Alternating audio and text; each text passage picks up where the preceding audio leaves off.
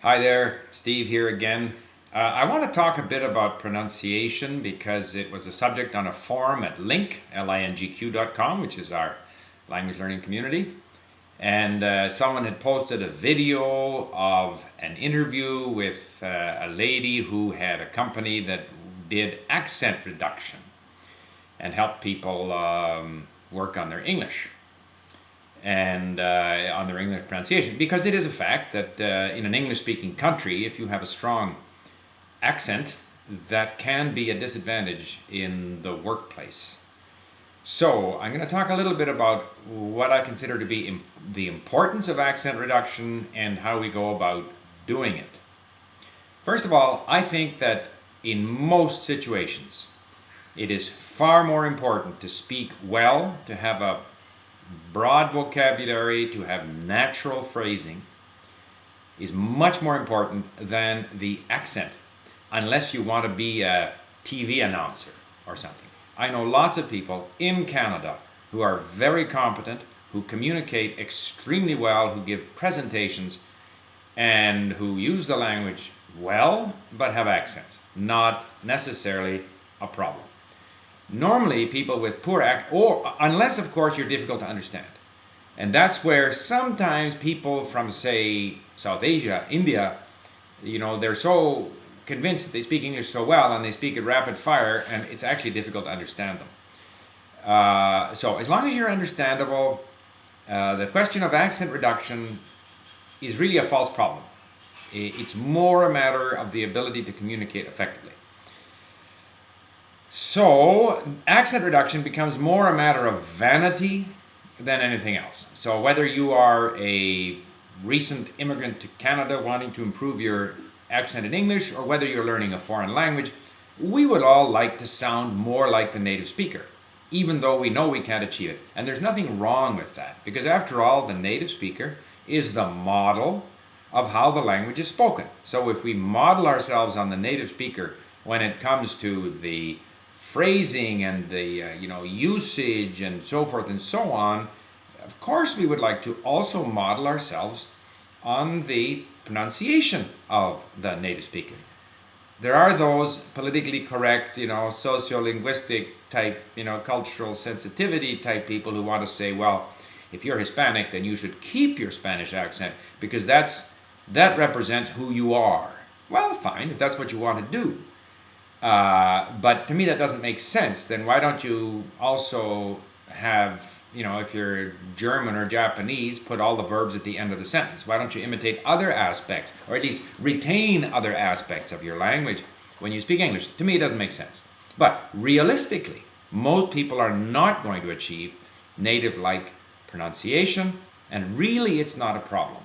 So I kind of have this contradictory view. I think it's not so important to sound like a native, but it should be our goal, even though we know we're not going to achieve it. Because it's part of the psychology.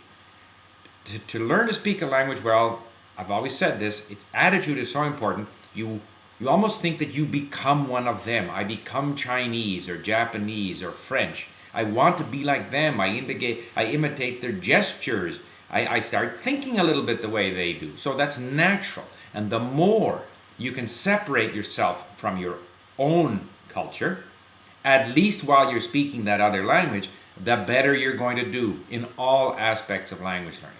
So why should you just hang on to your accent as a sign of your identity? It doesn't make sense to me. Now, how do we then get rid of our accent? To me, it's number one a matter of will. And I'll use an example. When I was a little child, my father could wiggle his ears and I couldn't.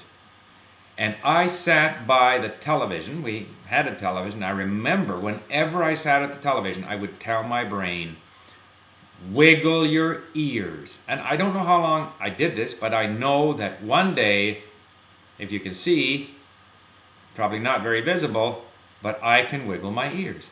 In other words, we can will our brain to do things. So it's extremely important that you want to adopt this other accent. So that's number one. And you have to think that you can do it. The more confident you are, the more willing you are. Like an actor, many actors and actresses are very good at imitating other accents because they're used to projecting themselves into the role of someone else. So, as a language learner, you have to try to project yourself into that role. I am now Chinese. I'm not an English-speaking Canadian trying to learn Chinese. I am Chinese. I can do it. So that's extremely important. In terms of the activities that we should undertake, I personally am not a great believer in the International Phonetic Alphabet or trying to focus on individual sounds and where to put your tongue and all this kind of stuff. I think it's difficult to remember those things when we're speaking. I mean, there are a few instructions like the French U. I've heard the instruction that you go oo and then try to say e. So if you go oo, you come up with an u. There's a few like that. I mean, in English, you stick your tongue between your teeth to make the or think. And there's a few like that. But I don't think there's so many. There's not even 10 per language. There's a few crucial sounds in a language that might be difficult and might be amenable to that kind of explanation. Similarly with the IPA, because in every language there are so many variations within the language, even amongst people from the same area of the language. So which of the forms of the native speaker are you going to try to isolate with this IPA? I think you're far better off, and here where we come to the key activity is to listen. I knew an immigrant to Canada from China in his 20s. He'd been in Canada for 3 or 4 years. His English was flawless. I thought he was born in Canada. And what did he do?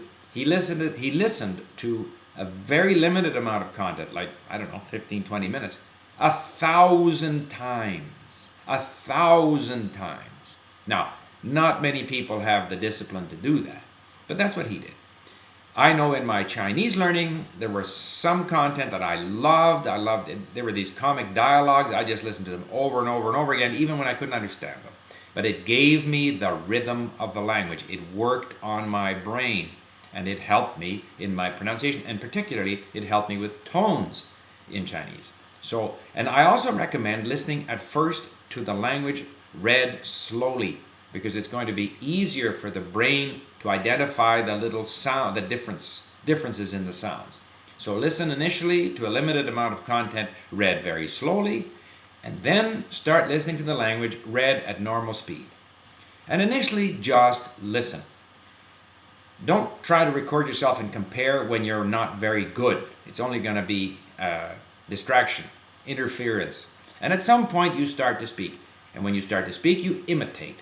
And when you imitate, focus on imitating the intonation rather than the individual sounds. If you can catch that intonation, it's almost like a pitchfork in music. If your brain can pick up that intonation, the music, other things are going to fall into place. So, to summarize, yes, we obviously want to imitate the accent, the pronunciation of the native speaker, just as we imitate everything about the native speaker and how he handles his own language or her own language. Number 2, most people are not going to achieve native speaker pronunciation, and it doesn't matter as long as they can be understood. It is more important to speak correctly using normal usage. That's number 2. Number 3, to get closer to native speaking pronunciation, you have to want to do it, you have to will it, you have to be able to see yourself, project yourself in the role of a native speaker of that language and feel confident that you can do it. And 4th, the main activity is lots of listening to a limited amount of content over and over. Initially, read very slowly, give your brain a chance to pick out the different sounds, and then fast. And I'm talking about a period of 6 months, maybe 2 months very slow and 4 months faster. And when you start to speak, focus on the intonation and the rhythm, and don't worry so much about the individual sounds. There you have it. That's my take on pronunciation. I got it within the 10 minutes.